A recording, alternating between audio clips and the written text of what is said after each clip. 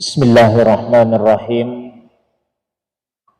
Assalamualaikum warahmatullahi wabarakatuh.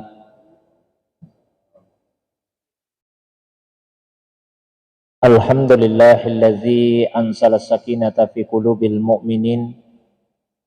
Wassalatu wassalamu ala sayyidil awwalina wal akhirin, sayyidil anbiya'i wal mursalin, sayyidina wa habibina wa syafi'ina wa maulana Muhammadin wa ala alihi wa ashabihi wa ala man ittaba'an nur allazi unsila ma'ahu ila yaumiddin, amma ba'du. Bapak Ibu hadirin sekalian, jamaah subuh yang semoga dirahmati, dimuliakan oleh Allah Subhanahu wa taala. Alhamdulillah, segala puji tentunya hanyalah miliknya Allah Subhanahu wa taala semata-mata.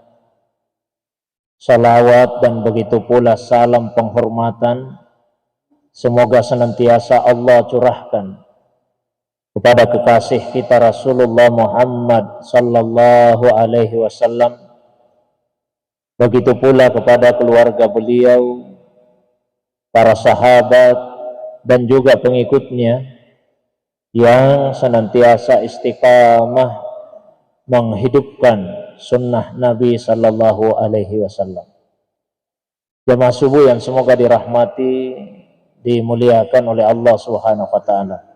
Alhamdulillah, subuh ini kembali kita dihadirkan, dipertemukan dalam majelis yang semoga diberkahi ini untuk melanjutkan kembali kajian kita, kajian kitab Ar-Risalah Al-Qushairiyah fi Ilmi Tasawuf, satu kitab dalam ilmu tasawuf yang ditulis oleh Imam Abu Al-Qasim Abdul Karim bin Hawazin Al-Qushairi, qaddasallahu sirrahu wa nafa'anallahu bi ulumihi fid daraini.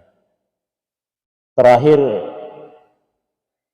sama-sama kita membahas satu paragraf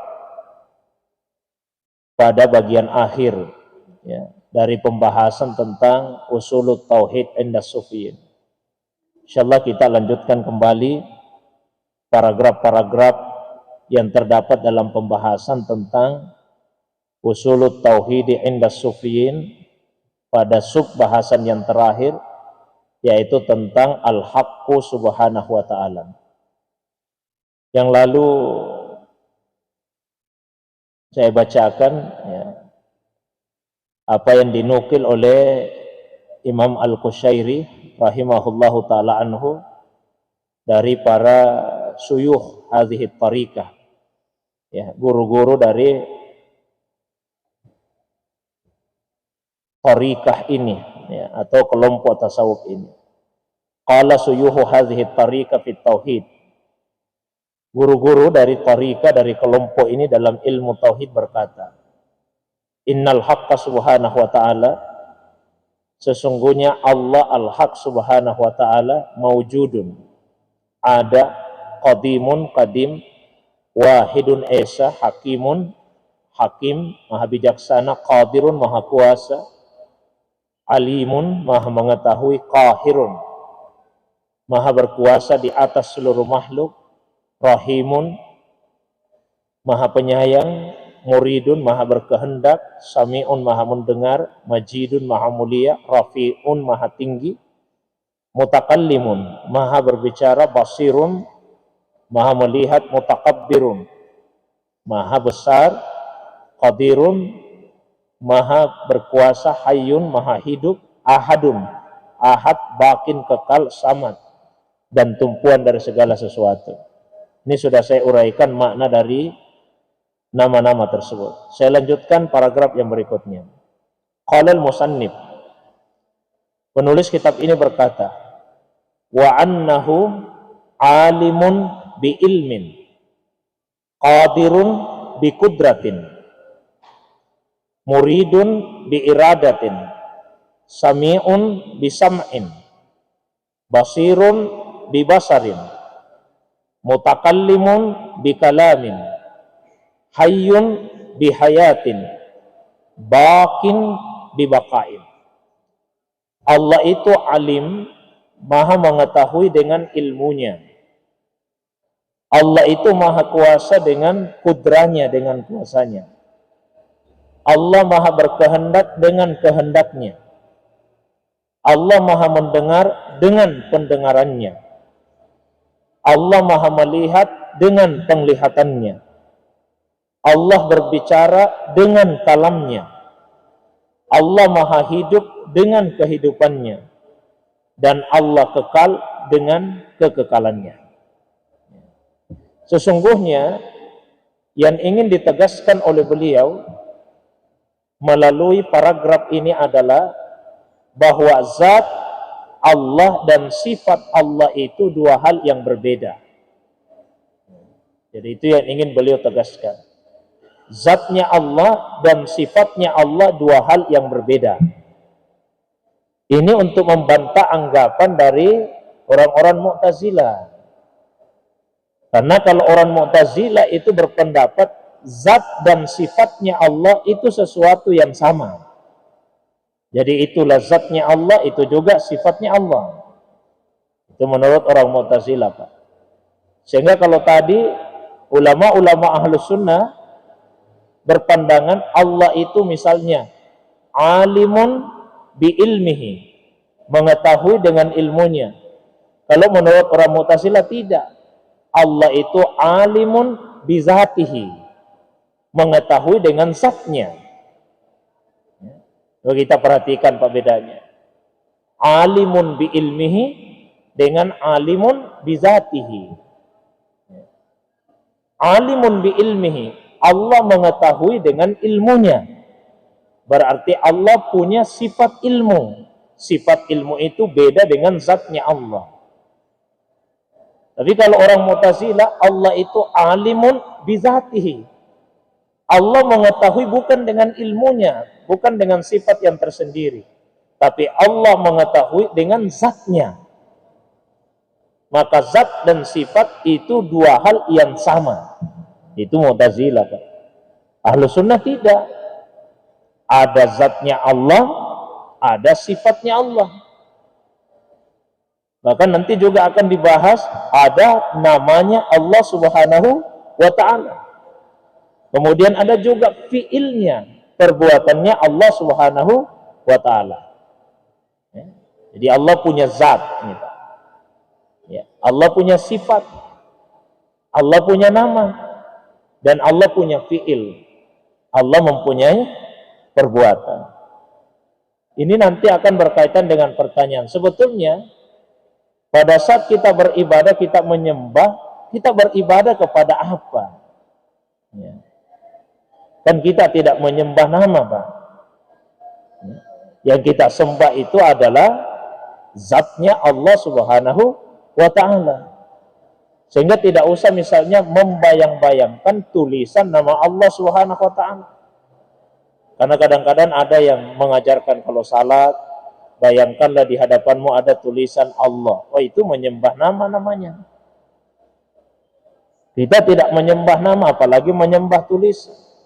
Yang disembah adalah zatnya Allah Subhanahu wa Ta'ala. Zat Allah ini punya sifat. Sifat yang immortal, melekat pada zat tersebut. Tidak terpisah. Sekalipun tidak terpisah, tapi antara zat dengan sifat bukan dua hal yang sama. Keduanya berbeda. Itulah sebabnya dikatakan Allah itu alimun bi ilmihi. Allah mengetahui dengan ilmunya. Allah itu mutakallimun bi kalamihi. Allah berbicara dengan kalamnya. Nah, ini nanti titik bedanya ketika dikatakan bahwa Allah mutakallimun bi kalamihi dengan Allah mutakallim bi zatihi.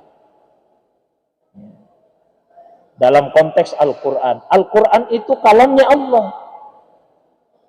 Kalam Allah itu bukan zatnya Allah. Lo Mu'tazilah ya, Allah berbicara dengan zat. Sama saja zat dan sifat. Ahlus Sunnah tidak. Lain zatnya Allah yang mutakallim, lain kalamnya Allah Subhanahu wa taala. Quran itu Tuhan atau bukan? Kan bukan.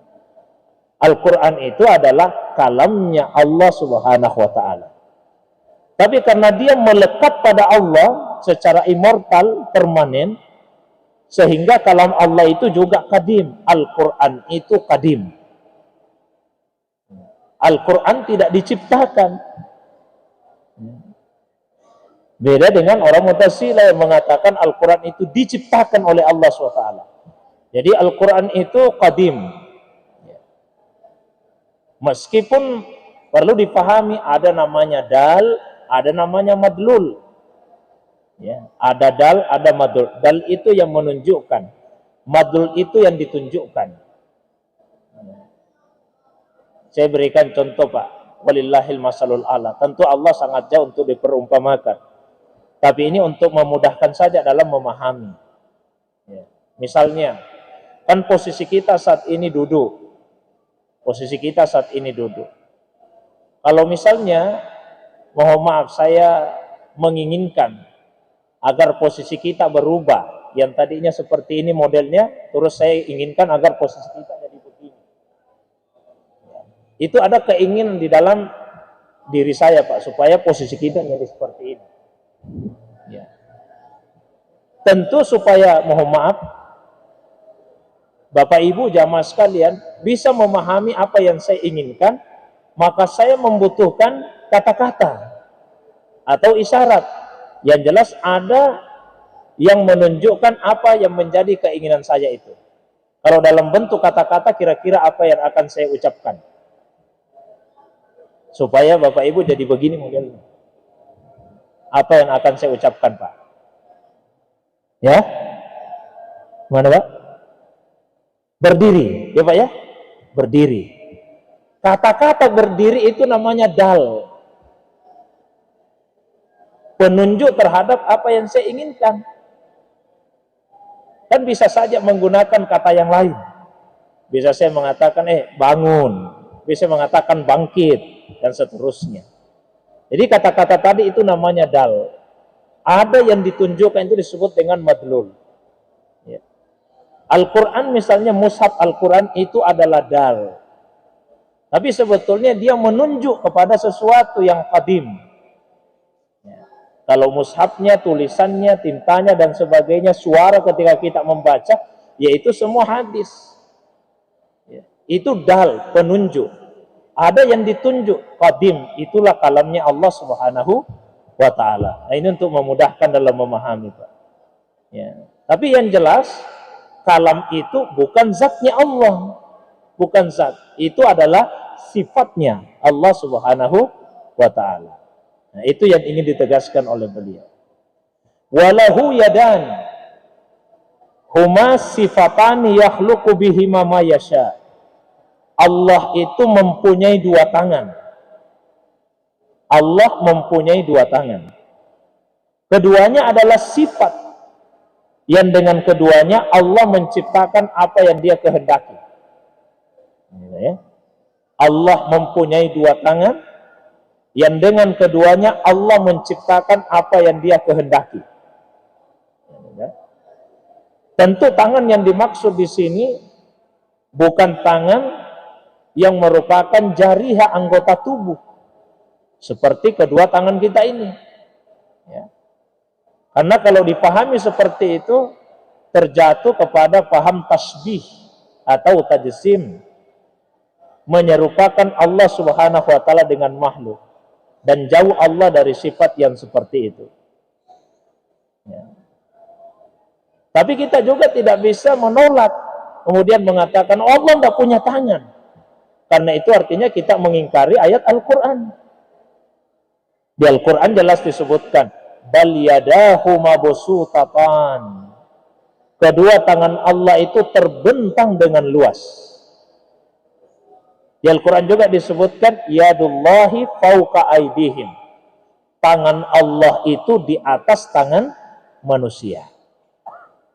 Jadi kalau orang mengingkari Allah punya tangan, itu disebut ta'til, membatalkan sifat Allah SWT yang ditetapkan dalam Al-Quran. Tapi kalau ada yang menyerupakan tangan Allah dengan tangan manusia, itu namanya tasbih. Menyerupakan Allah dengan makhluk, dua-duanya tertolak. Jadi seperti apa kita memahaminya?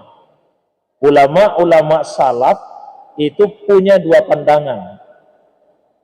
Sekelompok ulama mengatakan, ya kita mengimani dan maknanya kita serahkan kepada Allah Subhanahu wa taala. Allah punya tangan yang sesuai dengan kemuliaannya dan hanya Allah yang tahu seperti apa itu. Sekelompok ulama salaf yang lain berpendapat bahwa tangan yang dimaksud adalah kekuasaan. Ketika dikatakan tangan Allah di atas tangan manusia, maknanya adalah kekuasaan Allah di atas kekuasaan manusia. Ketika dikatakan bahwa kedua tangan Allah terbentang dengan luas, maknanya adalah pemberian Allah terhadap makhluknya itu melimpah. Ini dua sikap Pak, ulama-ulama kita yang terdahulu. Yang pertama disebut dengan takrir wa tamrir. Akui, imani, tapi setelah itu lewati. Yang kedua diistilahkan dengan takrir wa ta'wil. Akui, imani, tapi setelah itu takwilkan. Ya. Jadi kata tangan ditakwil menjadi kekuasaan, kata tangan ditakwil menjadi pemberian. Dan itu dikenal dalam ilmu kebahasaan. Sama bahasa Indonesia, Pak. Kata tangan biasa kita maknai kekuasaan. Misalnya ketika dikatakan dia memerintah dengan tangan besi, bukan berarti tangannya terbuat dari besi. Yang kita maksud di situ kekuasaan, dia punya kuasa sehingga dia diktator misalnya. Itu contoh bahasa Pak ya, bukan Allah yang diktator ini. Ya. Tangan juga maknanya pemberian. Loh, kenapa tangan yang digunakan? Orang yang terhormat itu kalau memberi pakai tangan. Nah, misalnya saya minta, kasih dulu botolnya, kasih pakai tangan Pak. Tidak mungkin pakai anggota tubuh yang lain. Ya. Ketika disebut kedua tangan Allah terbentang luas, itu untuk menggambarkan pemberian Allah yang sangat luas. Para sahabat dulu memahami itu karena mereka punya rasa bahasa, sehingga tidak menanyakan ke Nabi, ya Rasulullah, apa maksudnya ini tangan? Mereka memahaminya. Belakangan ada sebagian orang yang tidak punya rasa bahasa, kemudian menyangka bahwa tangan itu seperti tangan kita ini. Akhirnya para ulama menjelaskan, oh bukan itu yang dimaksud. Nah ini penting Pak, karena kadang-kadang ada yang mengatakan, kenapa kita katakan tangan itu kekuasaan? Nah sahabat tidak pernah mengatakan begitu. Nabi tidak pernah mengatakan begitu. Karena mereka sudah memahami dengan fitrah kebahasaannya. Dengan perkembangan zaman, banyak orang tidak paham. Dipikirnya tangan itu tangan seperti tangan kita. Maka ulama yang punya rasa bahasa seperti rasa bahasa yang dimiliki para sahabat memberikan penjelasan. Oh, tangan itu maksudnya kuasa, tangan itu maksudnya adalah pemberian. Ya. Walahu yadani huma sifatani yakhluqu bihi ma yasha. Allah itu mempunyai dua tangan, keduanya adalah sifat yang dengan keduanya Allah menciptakan apa yang Dia kehendaki. Subhanahu ala takhsis. Maha suci Allah. Ya, dari penghususan maksudnya jangan kita katakan tangan itu seperti tangan makhluk. Allah jauh dari yang seperti itu. Ya. Walahul wajhul jamil, dan Allah juga mempunyai wajah yang indah. Ya. Walahul wajhul jamil. Kan di Al-Quran Pak disebutkan seperti itu. Wa yabqa wajhu rabbika zul jalali wal ikram. Itu di Al-Quran. Wa yabqa, dan kekallah wajhu rabbik, wajah Tuhanmu. Kekallah wajah Tuhanmu. Zul jalali wal ikram, yang maha memiliki keagungan dan kemuliaan. Jadi tidak bisa kita mengatakan, oh Tuhan itu tidak punya wajah. Berarti mengingkari ayat ini. Yang mengatakan wa yabqa wajhu rabbik. Tapi jangan juga mengatakan wajah itu seperti satu bagian anggota tubuh. Kita manusia punya wajah, mohon maaf, Binatang-binatang punya wajah. Jangan kemudian kita serupakan Allah juga punya wajah sebagaimana wajah-wajah makhluk itu. Itu namanya tasbih. Dua hal ini wajib dihindari. Tidak boleh ta'til membatalkan, tapi tidak boleh juga tasbih, tidak boleh menyerupakan. Jadi sikap kita seperti apa? Ya dua pilihan lagi. Kita bisa mengatakan Allah punya wajah, wajah yang sesuai dengan kemuliaannya. Tapi seperti apa? Hanya Allah yang tahu. Itu sekali lagi prinsip takrir wa tamrir. Imani setelah itu lewati. Atau sebagian ulama berpandangan Allah punya wajah. Wajah yang dimaksud itu zatnya Allah. Di wajah yang dimaksud adalah zatnya Allah. Mengapa kata wajah yang dipilih oleh Allah untuk menunjukkan zatnya? Ini supaya mudah kita pahami, Pak ya, mohon maaf. Untuk kita manusia, wajah ini adalah gambaran totalitas diri. Jadi wajah ini gambaran totalitas diri kita. Seseorang itu mudah dikenali dengan melihat wajahnya. Bukan dengan melihat anggota tubuh yang lain. Tapi dengan melihat wajah. Saya berikan perbandingan. Ada dua orang, Pak. Yang satu kelihatan seluruh tubuhnya. Semua terlihat, Pak. Dia pakai topeng, ditutupi wajahnya. Jadi wajahnya saja yang ditutup. Bagian tubuh yang lain kelihatan semua. Ini orang pertama, Pak. Orang yang kedua sebaliknya. Dia tutupi seluruh tubuhnya, yang kelihatan cuma wajahnya. Kalau yang pertama, Pak, yang ditutupi cuma wajah, yang lainnya semua kelihatan. Yang kedua hanya wajahnya yang kelihatan, yang lainnya semua ditutupi. Kira-kira, Pak, yang mana yang mudah kita kenali? Yang pertama atau yang kedua? Pasti yang kedua. Wajahnya kelihatan, yang lainnya tertutupi, kita mudah mengenali. Jadi wajah itu adalah gambaran totalitas diri. Gambaran diri kita secara keseluruhan. Sehingga ketika dikatakan bahwa wa yabqa wajhu rabbika dzul jalali wal ikram, kekallah wajah Tuhanmu, ya, yang maha memiliki keagungan dan kemuliaan, yang dimaksud adalah kekallah zat Tuhanmu, ya, kekallah zat Tuhanmu secara totalitas, bukan sebagai satu bagian. Saya jelaskan yang lalu, itulah makna ahad. Ahad itu adalah la yatajazza, tidak tersusun dari beberapa bagian. Beda dengan wahid. Kalau wahid la yata'addad, tidak berbilang, ya, tidak ada yang setara, tidak ada bandingannya, tidak ada sandingannya. Ini botol, Pak, satu, tapi dia tidak wahid karena masih ada samanya yang lain. Ini botol juga satu, tapi dia tidak ahad karena dia tersusun dari beberapa bagian. Ada penutupnya, ada plastiknya di luar, ada lagi bagiannya ini, ada airnya di dalam. Dia satu tapi tidak tersusun, tapi dia tersusun dari beberapa bagian. Allah itu wahid, tidak ada samanya. Allah ahad, tidak tersusun dari beberapa bagian. Jadi kalau disebut wajah Allah, bukan hanya satu bagian dari zatnya Allah, tapi wajah itu adalah zat Allah secara totalitas. Walahul wajhul jamil. Allah mempunyai wajah yang indah. Wa sifatuhu zatuhu mukhtassatun bi zatihi. La yuqalu hiya huwa wa la hiya aghyar lahu, bal hiya sifatuhul azaliyah wa nu'utuhus sarmadiyah. Sifat-sifat dari zat Allah itu khusus pada zat Allah saja. Jadi sifat-sifat Allah khusus pada zatnya Allah. Tidak sama dengan sifat makhluk. Penyebutannya sama, tapi hakikatnya beda. Jadi sifat Allah ya khusus pada zat Allah. Tidak sama dengan makhluk. Saya ulangi, penyebutannya bisa sama, tapi hakikatnya beda. Saya pernah kasih contoh, Pak. Ilmu Allah, ilmu itu sifatnya Allah. Ilmu Allah itu sifat yang khusus pada Allah saja. Manusia punya sifat ilmu juga, tapi tidak sama.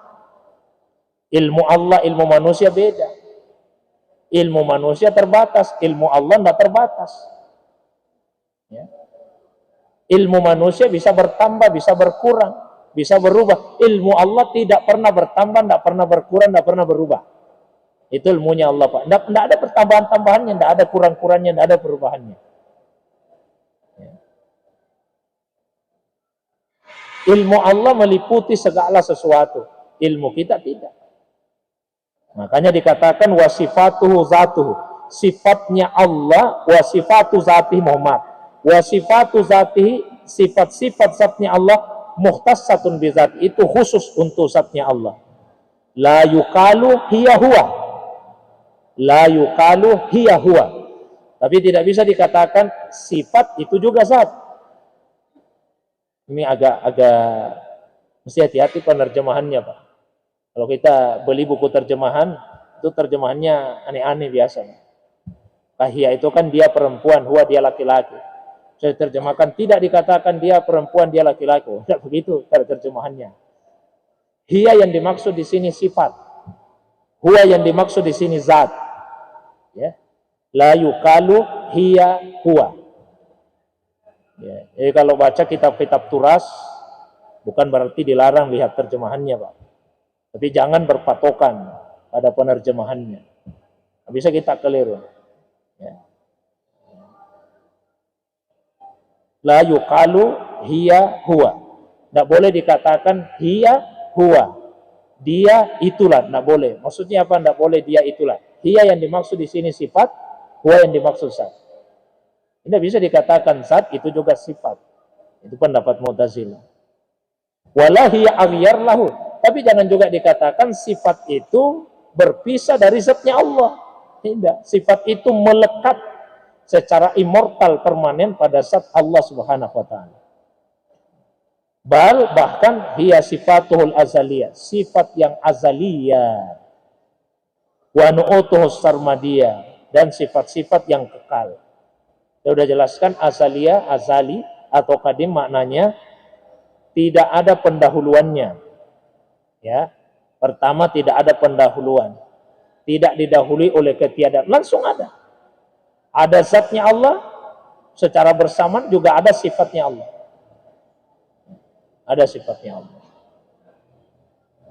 Jadi ketika dikatakan bahwa Allah itu ada, pada saat Allah ada, Allah itu sudah khalik. Allah itu sudah mencipta, sudah punya sifat mencipta. Ini sebetulnya yang mohon maaf, yang dalam tanda kutip membingungkan orang Mu'tazilah. Bagaimana kita bisa mengatakan Allah itu mencipta dan belum ada ciptaan? Ya. Kalau Ahlus Sunnah, begitu Allah itu ada, sifat-sifat Allah itu juga ada secara bersamaan. Ya, termasuk sifatnya Allah, sifat khalik, sifat mencipta. Mu'tazilah ini. Gimana kita mengatakan langsung ada, nah belum ada ciptaan ini? Nah, jadi ada Pak namanya bil quwa, ada bil fi'li. Bil quwa dan bil fi'li. Kita bisa terjemahkan secara potensi dan secara aksi. Ya. Bil quwa, bil fi'li. Potensi dan aksi. Saya mohon maaf Pak ya, misalnya ini. Kalau untuk makhluk, antara aksi dan potensi itu bisa beda untuk makhluk. Ya, contoh, ada satu orang, dia kelilingi rumah-rumah di sini Pak, di Maros. Dia kelilingi rumah-rumah di Maros. Tiap rumah dikasih 500.000. 500.000 Pak. Itu aksinya, perbuatannya. Tiap rumah dikasih nih 500.000, 500.000, 500.000. Menurut penilaian Bapak Ibu, orang ini sifatnya seperti apa? Orang yang bagi-bagi uang Pak, atau kita semua ini jamaah dikasih Pak masing-masing satu orang 1 juta, 1 juta, 1 juta. Ini orang sifatnya bagaimana Pak? Dermawan Pak ya. Kita menilai itu berdasarkan aksinya, dia dermawan. Ada anak muda Pak naik motor, anak muda ini naik motor. Tiba di perempatan jalan menyala lampu warna merah. Nah, dia berhenti. Datang pengemis, datang peminta-minta. Dia tidak kasih apa-apa. Menurut Bapak Ibu jamaah sekalian, anak muda ini sifatnya bagaimana? Hah? Kikir. Karena kita lihat aksinya. Kita lihat aksinya. Ada ibu-ibu. Ada ibu-ibu. Dia datang ke panti asuhan. Dia menyumbang di panti asuhan itu. Bawa beras, bawa minyak, bawa telur, bawa uang juga. Ini ibu sifatnya gimana? Dermawan, Pak ya. Nah, sekarang kita melihat lebih jauh. Dan kita menilai itu melihat aksi semua. Kita lihat potensi dalam dirinya. Itu bapak tadi, Pak, yang bagi-bagi uang. Dia melakukan itu karena mau dipilih nanti. Pada saat pemilihan anggota dewan. Ini mohon maaf, Pak ya, ini contoh. Menurut jamaah, bapak ini dermawan atau tidak? Dermawan atau tidak, Pak? Nah, sekarang sudah berubah penilaiannya. Karena kita lihat potensi dalam dirinya.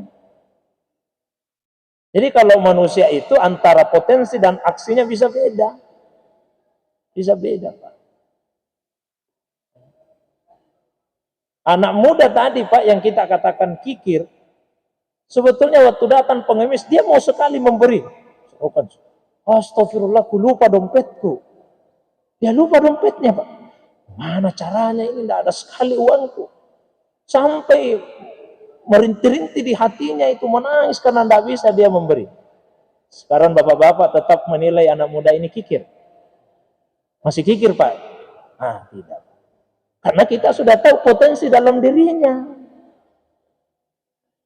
Ibu-ibu tadi yang datang ke panti asuhan memberi, bahkan sebelum dia kaya pun, waktu dia masih miskin, memang dia sudah berniat itu, ya Allah, seandainya saya kaya, saya juga akan memberi, saya akan bantu panti asuhan itu. Keadaannya berubah jadi orang kaya. Betul-betul dia lakukan itu. Ini Bu bagaimana, Pak? Dermawan yang sesungguhnya. Sama antara potensi dalam dirinya dengan aksi perbuatan yang dia lakukan. Jadi sebelum dia mewujudkan kedermawanannya, ibu itu memang punya sifat dermawan. Sebelum dia berbuat, dia memang sudah punya sifat dermawan.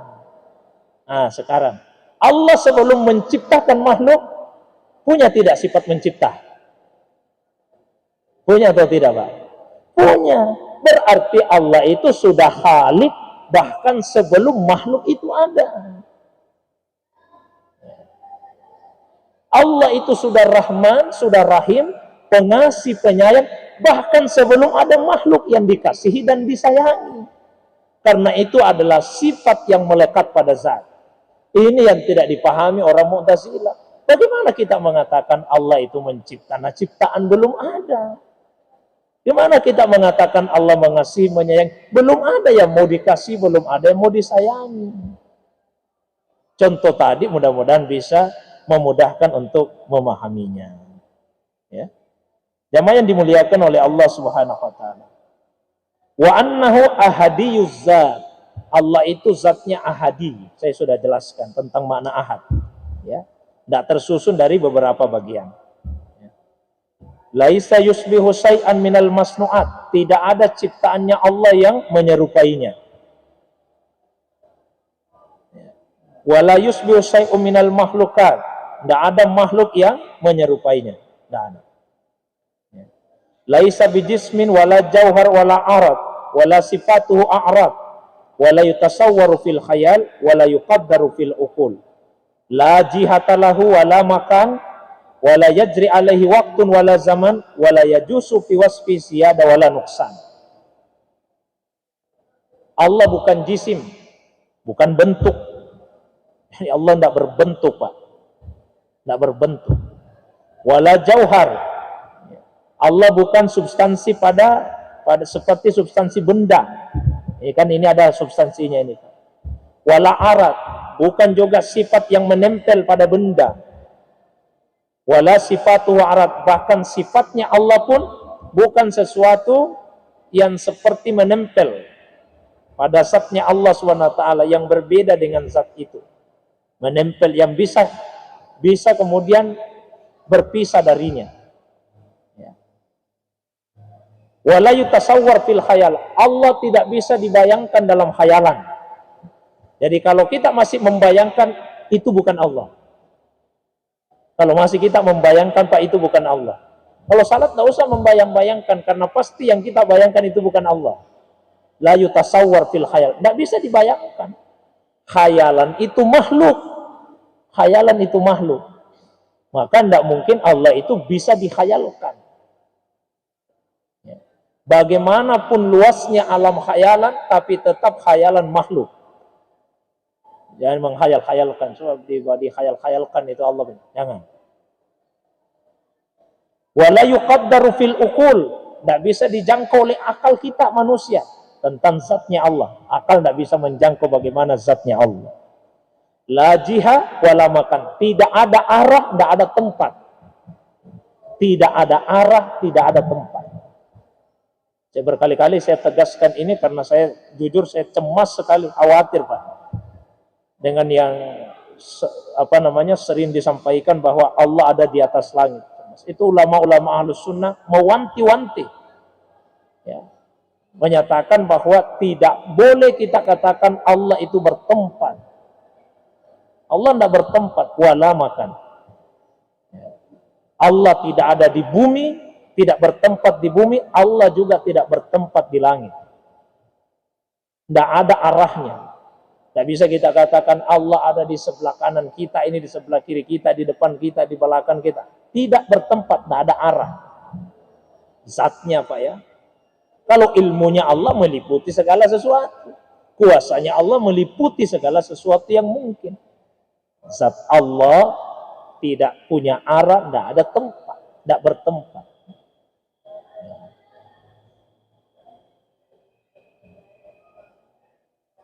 Dan orang mengatakan, tapi kalau kita berdoa kita menghadap begini. Langit itu kiblatnya doa. Tapi bukan berarti karena Allah bertempat di langit sehingga kita berdoa begini.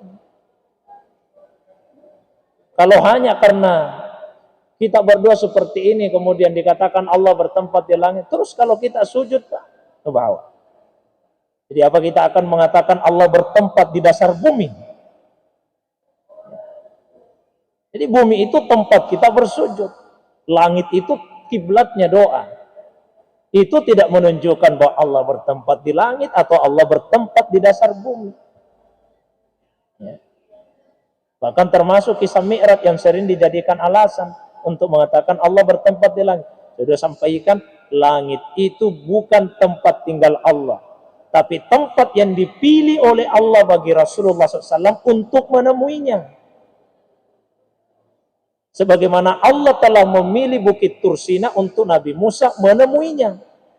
Tapi Bukit Tursina bukan tempat tinggalnya. Hanya tempat yang Allah pilih bagi Nabi Musa untuk menemuinya. Allah bisa memilih tempat yang mana saja yang dia kehendaki bagi hamba untuk menemuinya. Tapi itu tidak menunjukkan itulah tempat tinggalnya Allah. Ya. Jangankan Tuhan, Pak. Kita saja manusia mohon maaf. Ini untuk memudahkan memahami. Ada orang mau ketemu saya, Ustaz, saya mau ke rumah habis salat subuh. Mohon maaf, Pak, saya ada pengajian habis subuh. Di mana, Ustaz? Di Al-Markas, Maros. Jadi di mana saya bisa temui, Ustaz? Datang lagi saja ke Al-Markas.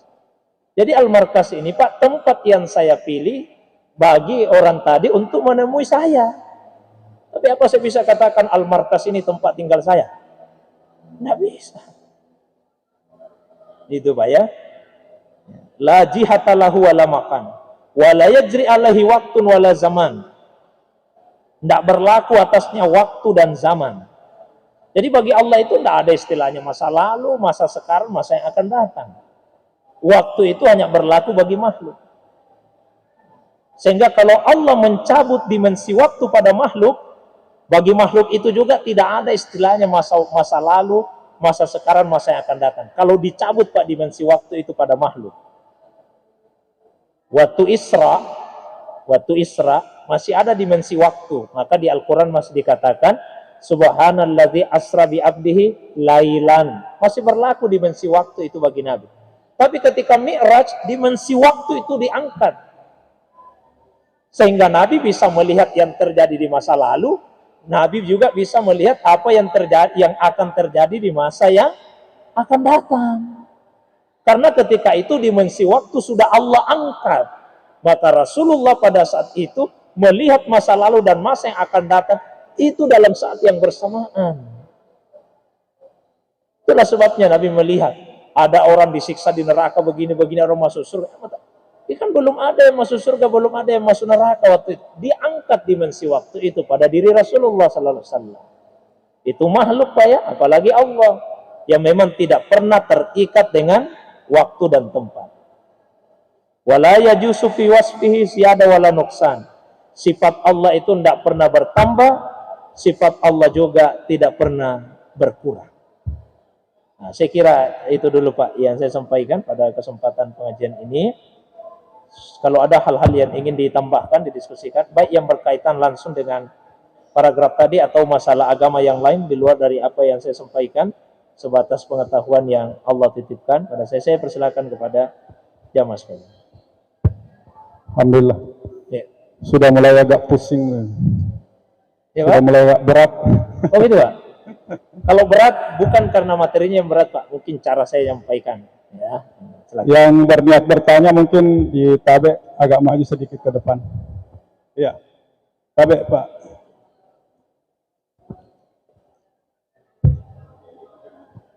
Ringan-ringan aja pertanyaannya.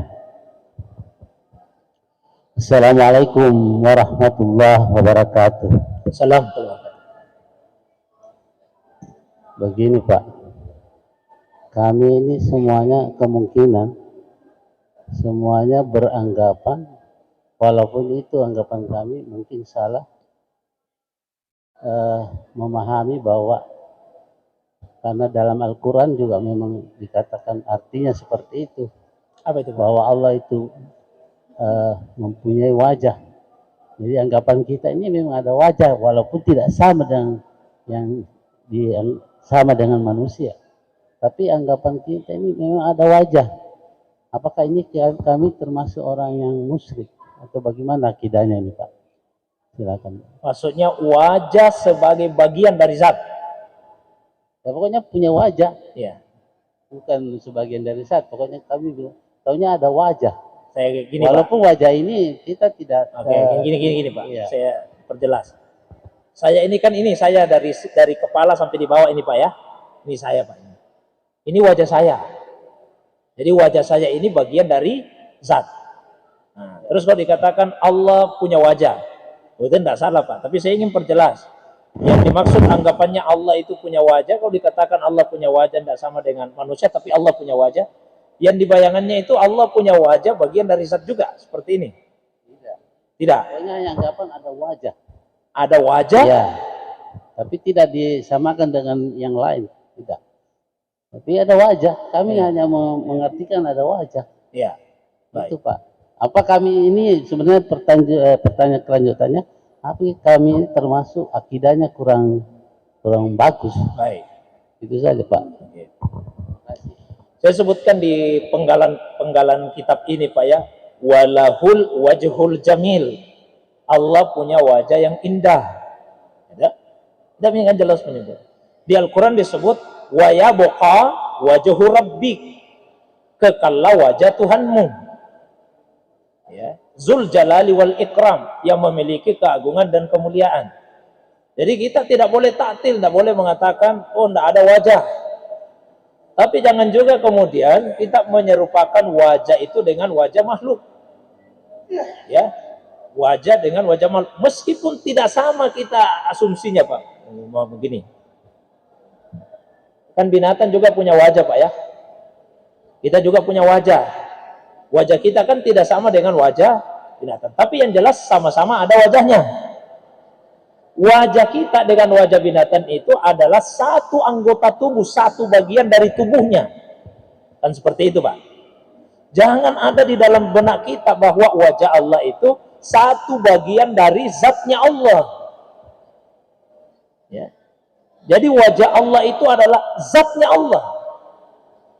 Jadi yang dimaksud dengan wajahnya Allah, zatnya Allah. Wa yabqa wajhu rabbi, kekallah wajah Tuhan, maknanya apa? kekallah zat Tuhanmu Zul Jalali wal Ikram, yang memiliki keagungan dan kemuliaan. Saya sudah jelaskan tadi alasan kebahasan. Loh, kenapa kata wajah yang dipilih untuk menunjukkan zat? Ya, kok kata wajah yang dipilih? Karena wajah itulah yang melambangkan totalitas diri kita. Seperti contoh yang saya sebutkan. Tapi yang dimaksud adalah zat Allah secara keseluruhan. Itu sahabat pahami. Karena zat bahasa yang mereka miliki. Di belakang hari muncul kelompok mujassimah yang mengatakan memang Allah punya wajah. Allah punya wajah. Sekalipun wajahnya beda dengan wajah makhluk, tapi dia punya wajah seperti bagian anggota tubuh. Nah, maka ulama menjelaskan, bukan wajah begitu yang dimaksud. Tapi yang dimaksud adalah zatnya Allah. Karena itu Bapak Ibu sekalian, ini dua pilihan. Terserah yang mana yang kita pilih, Pak. Yang pertama takrir tamrir, imani lewati. Ya. Imanilah Allah punya wajah yang sesuai dengan kemuliaannya yang tidak sama dengan makhluk. Tapi seperti apa itu saya tidak tahu. Saya serahkan saja kepada Allah. Itu takrir wa tamrir. Imam Malik suatu waktu ini, Pak. Suatu waktu pengajian begini. Datang seseorang bertanya kepada Imam Malik tentang ayat Allah itu istawa alal arsh. Ya, istawa alal arsh. Kalau baru diterjemahan Al-Quran kan diterjemahkan Pak bersemayam. Saya sudah sampaikan sebetulnya penerjemahan itu kurang tepat. Dan itulah yang membuat sebagian orang membayangkan Allah itu seperti bertahta duduk di atas singgasana. Karena penerjemahan bersemayam di atas aras. Ya. Imam Malik ditanya, apa itu istiwa? Apa jawabannya Imam Malik? Istiwa maklum. Secara bahasa kita tahu artinya. Wal kaifu majhul. Tapi bagaimana caranya Allah bersemayam kita tidak tahu. Minallahi ar-risalah. Dari Allah datangnya risalah. Yang menyatakan bahwa Allah istawa alal ars.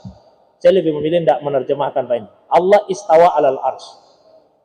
Alal rasuli al-bala. Kewajiban Rasul menyampaikan. Wa alaina al-iman, kewajiban kita mengimaninya. Lalu kata Imam Malik, wasu'alu anhu bid'ah, mempertanyakan itu bid'ah. Ya. Lalu kata beliau, keluarkan orang ini dari pengajian. Dikeluarkan Pak itu. Bukan berarti tidak boleh kita bertanya Pak.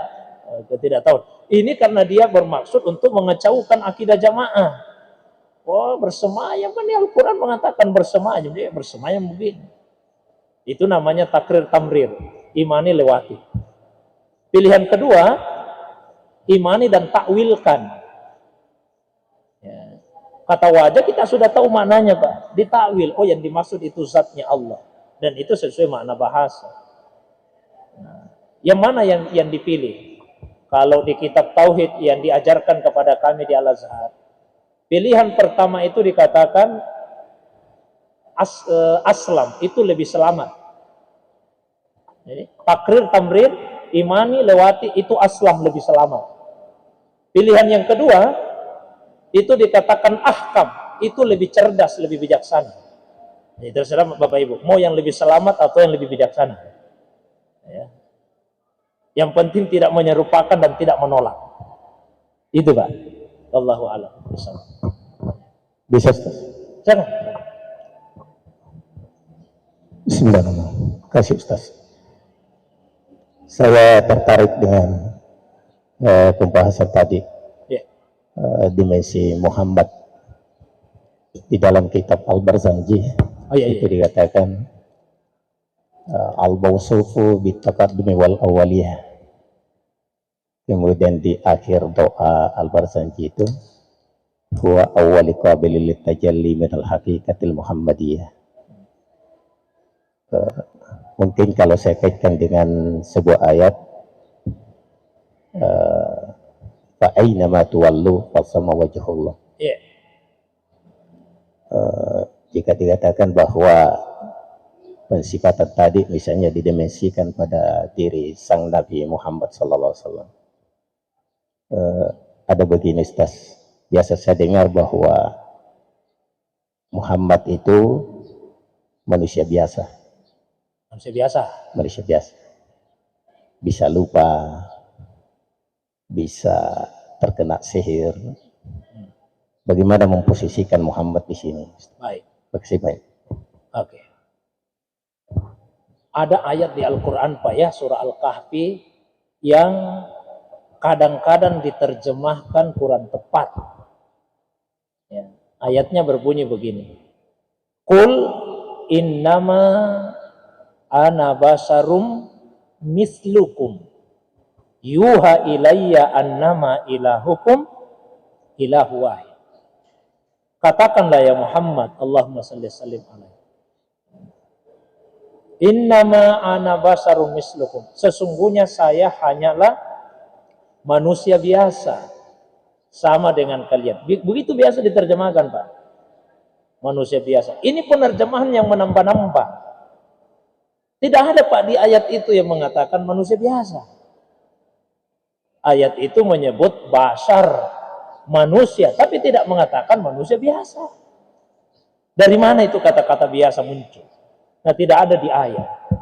Ayat ini mengatakan saya basar, saya manusia. Beliau manusia, tapi tidak dikatakan manusia biasa. Mislukum itu bukan sama, serupa. Serupa itu tidak mesti sama, Pak. Ya. Jadi sesungguhnya saya manusia yang serupa dengan kalian. Beliau manusia tapi bukan manusia biasa. Beliau serupa tapi tidak sama dengan kita. Saya kasih contoh Pak ya. Karena beliau manusia, beliau juga tidur. Beliau tidur Pak. Tapi karena bukan manusia biasa, tidurnya tidak sama tidurnya kita. Aisyah radhiyallahu anha pernah bertanya, "Ya Rasulullah, atanamu qabla an tutir?" Ya Rasulullah, apakah Anda tidur dulu sebelum salat witir? Apa jawabannya Nabi? Tanamu ainayya wala yanamu qalbi. Kedua mata saya terpejam, hati saya tidak pernah tidur. Kita bisa begitu Pak? Tidak bisa. Mata tidur, hati juga tidur. Nabi tidak. Hatinya Nabi itu selalu berzikir kepada Allah. Mata terpejam, tapi hatinya selalu berzikir. Maka kata Aisyah radhiyallahu anha, wa kana Rasulullah sallallahu alaihi wasallam yazkurullaha fi kulli ahyanihi. Rasulullah sallallahu alaihi wasallam itu senantiasa berzikir sepanjang hidupnya. Tidak pernah ada waktu di mana Nabi tidak berzikir kepada Allah Subhanahu wa taala. Jadi beliau bukan manusia biasa. Saya kasih contoh lain. Ada sahabat Abdullah bin Umar minta izin ke Nabi, mau puasa wisal, puasa bersambung beberapa hari. Nabi tidak izinkan. Ibnu Umar bertanya, kenapa saya dilarang ya Rasulullah? Nah, Anda juga pernah melakukan itu. Apa jawaban Nabi? Lastu ala hayatikum. Saya tidak sama modelnya dengan kalian. Yut'imuni rabbi wa yaskini. Saya diberi makan oleh Allah, saya diberi minum oleh Allah. Nah, sama modelnya dengan kalian. Jadi beliau betul manusia, tapi bukan manusia biasa. Si banyak Pak contohnya. Itu Nabi Pak bisa melihat yang terjadi di belakangnya tanpa harus melihat begini ke belakang. Kalau kita tidak bisa Pak. Ada suara di belakang, suara apa itu? Oh, dilihat dulu. Nabi biar tidak melihat ke belakang, beliau bisa melihat Pak. Ya, Nabi melihat itu apa yang terjadi di belakang. Banyak Pak contoh-contoh di berbagai kitab-kitab hadis itu yang disebutkan. Ya. Nah, itu Pak ya. Terus dikatakan tadi bahwa Rasulullah SAW yang pertama sekali menerima tajalli bil haqiqah al-Muhammadiyah. Al-Haqiqah Al-Muhammadiyah itu sama dengan Ar-Ruh Al-Muhammadi. Ya. Itulah yang pertama diciptakan oleh Allah. Itu yang pertama Allah ciptakan. Al-Haqiqah Al-Muhammadiyah. Ya. Itu yang pertama Allah ciptakan. Allah itu ahad. Ketika Allah ahad, mabtun, tersembunyi. Allah kemudian ingin menampakkan dirinya. kuntu kanzan mahfiyan fahbabtu an uraf. Maka Allah kemudian menciptakan ruh Muhammad sallallahu alaihi wasallam. Lalu dengan ruh Muhammad sallallahu alaihi wasallam terciptalah makhluk. Maka ruh Rasulullah SAW itu adalah wasita barsakhiyah.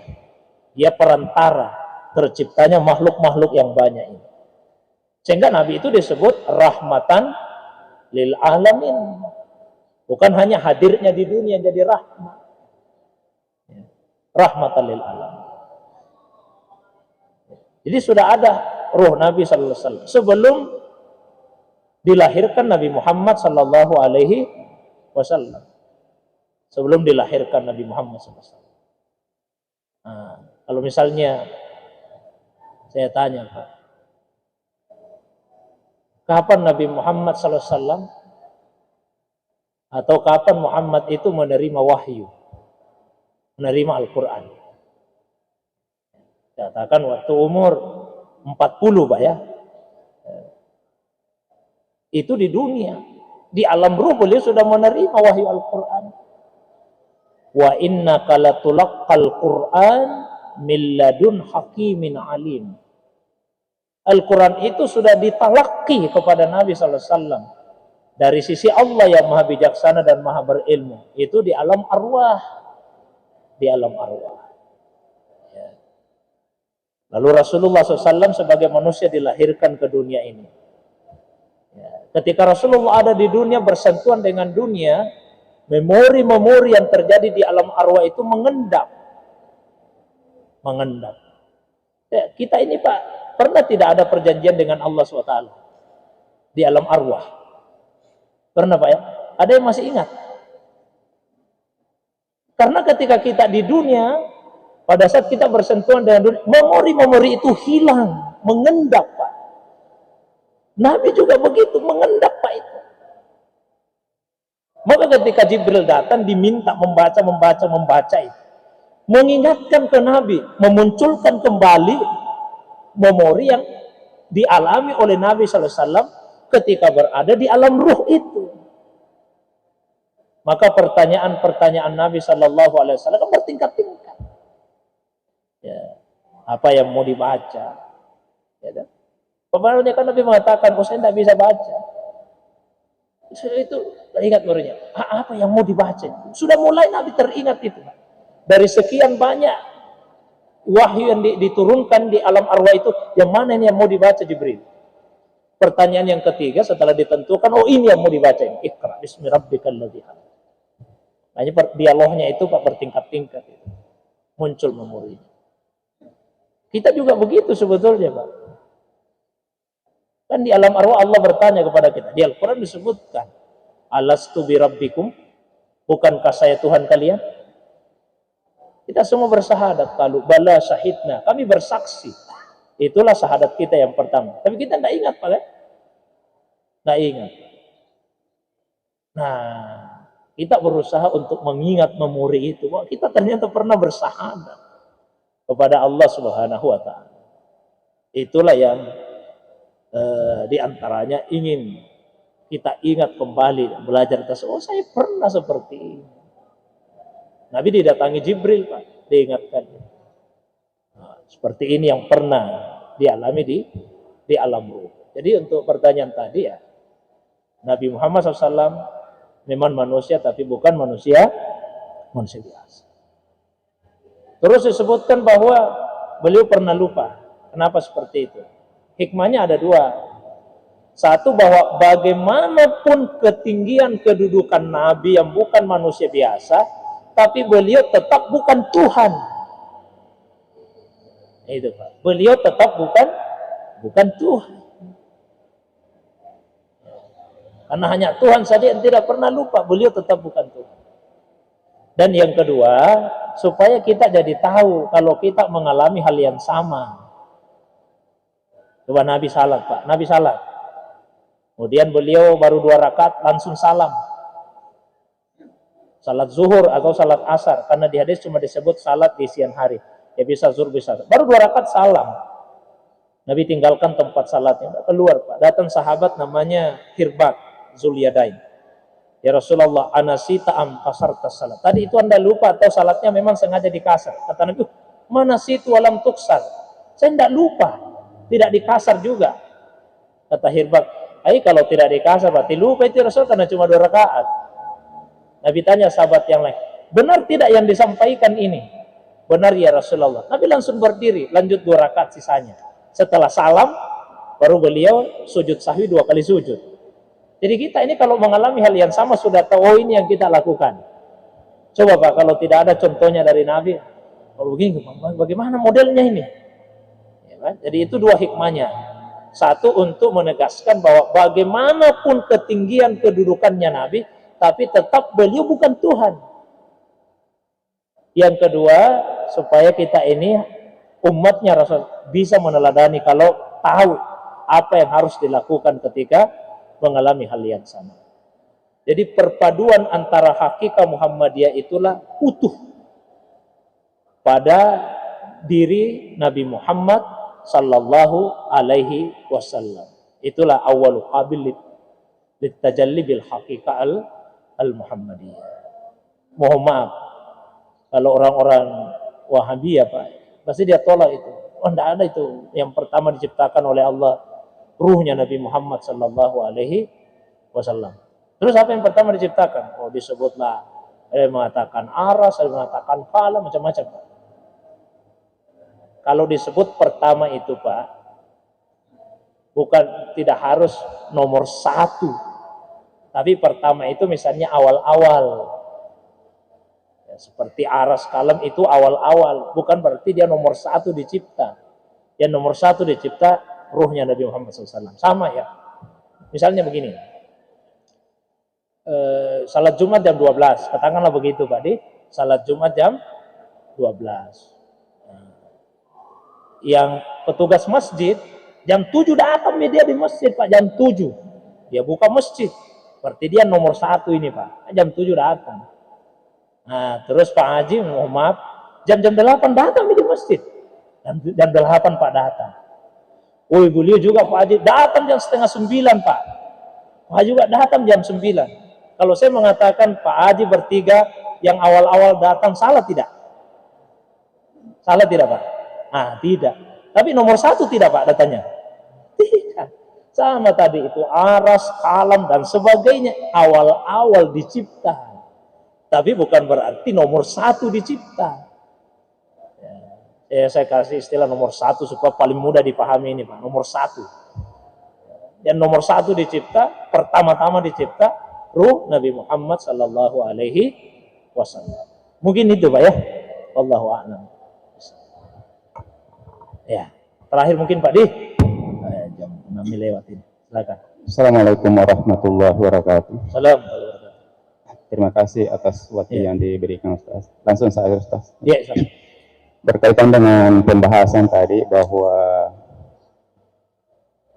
neraka dan surga nanti berisi setelah proses hari kiamat. Dan Nabi sudah melihat surga dan isinya. Ya. Sama dengan pemahaman Ustaz, maaf ini Ustaz, mungkin Ustaz dalam kandungan sudah ada ada anunya di Lauhul Mahfuz bahwa berpakaian putih nanti tampil memberi pengajian di markas.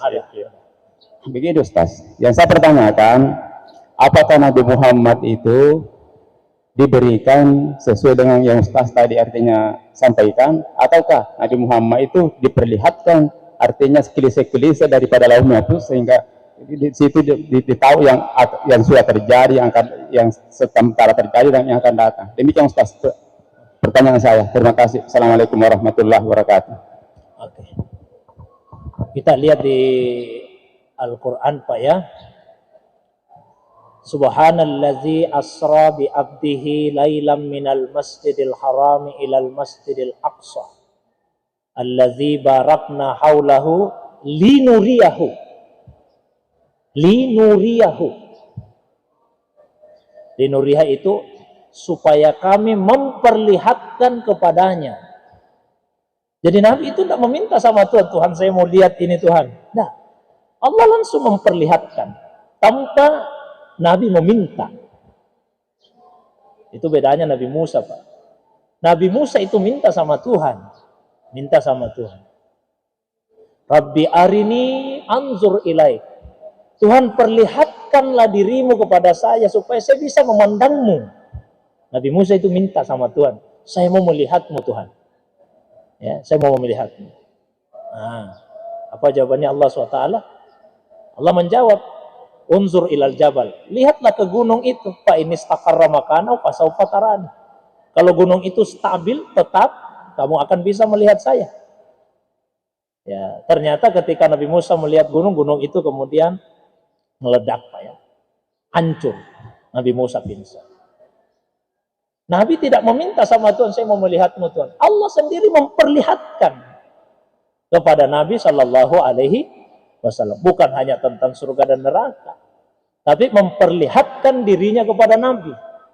Itu menurut riwayat dari Abdullah ibnu Abbas. Saya sudah pernah jelaskan itu, Pak, perbedaan ulama kita.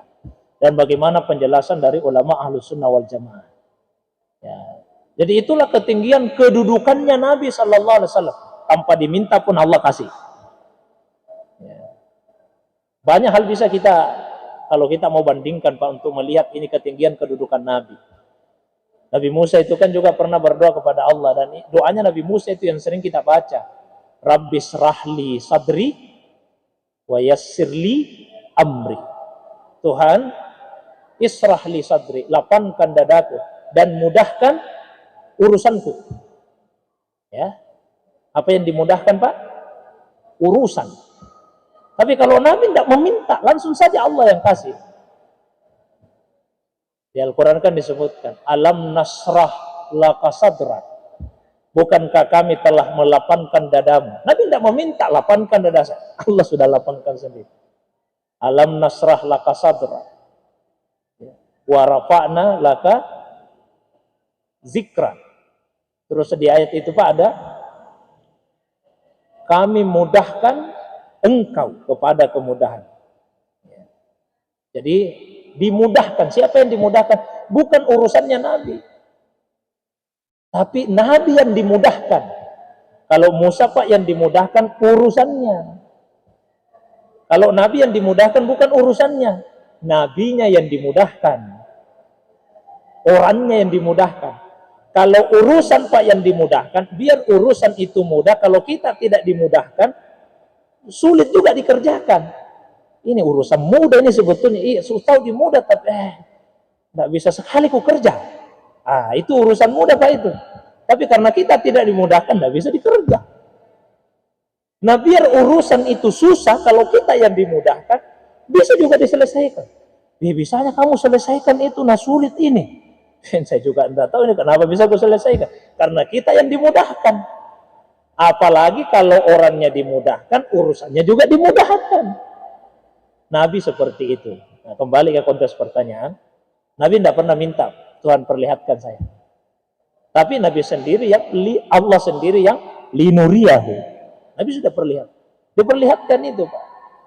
Surga neraka kepada Nabi SAW. Bahkan kejadian-kejadian di masa yang lalu itu diperlihatkan keseluruhan kepada Nabi SAW.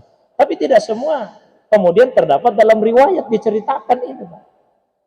Makanya di hadis itu kan terpenggal-penggal itu, Pak, kisah-kisahnya. Ya, ada di riwayat yang terpisah-pisah.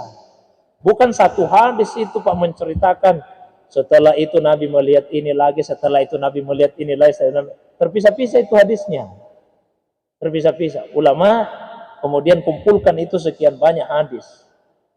Maka diceritakanlah misalnya ada yang Nabi lihat, ya, seseorang yang misalnya berenang di lautan darah. Ada yang Nabi lihat misalnya seseorang yang menggunting-gunting lidahnya sendiri. Ada yang Nabi lihat dia pecahkan kepalanya sendiri. Di hadisnya tersusun-susun semua, urutan 1, 2, 3, 4, 5 lagi. Itu tersebar di beberapa hadis. Ulama kemudian kumpulkan itu. Nah, itulah yang memudahkan penceramah menceramahkannya. Bukan dia sendiri. Oh, ini ada satu hadisnya tersusun seperti ini. Jadi untuk pertanyaan tadi, Pak, intinya adalah Allah sendiri yang memperlihatkan kepada Nabi Sallallahu Alaihi Wasallam semua, Pak. Masa lalu, masa yang akan datang itu. Nabi ceritakan. Ya, yang diceritakan penggalan-penggalan dari apa yang dilihat oleh Rasulullah Sallallahu Alaihi Wasallam. Bahkan sebetulnya ada yang Nabi lihat yang terbesar.